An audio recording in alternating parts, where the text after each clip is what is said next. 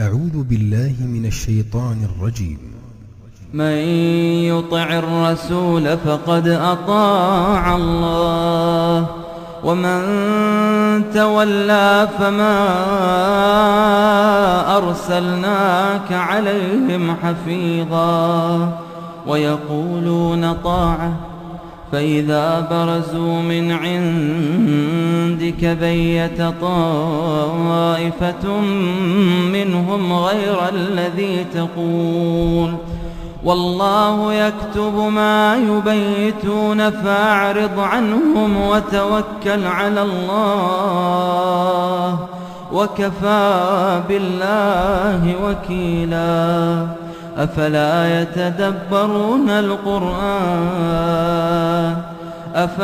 يتدبرون القرآن ولو كان من عند غير الله لوجدوا فيه اختلافا كثيرا.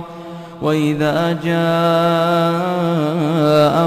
أمر من الأمن أو الخوف أذاعوا به ولو ردوه إلى الرسول وإلى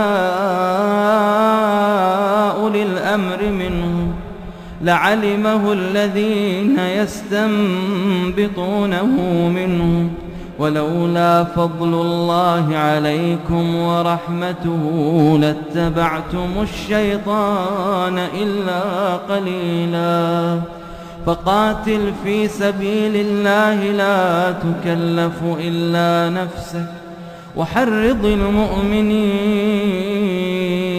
عسى الله أن يكف بأس الذين كفروا والله أشد بأسا وأشد تنكيلا. من يشفع شفاعة حسنة يكن له نصيب منها ومن يشفع شفاعة سيئة يكن له كفل منها وكان الله على كل شيء مقيتا. وإذا حييتم بتحية فحيوا بأحسن منها أو ردوها إن الله كان على كل شيء حسيبا. الله لا إله إلا هو ليجمعنكم إلى يوم القيامة. الله لا إله إلا هو ليجمعنكم إلى يوم القيامة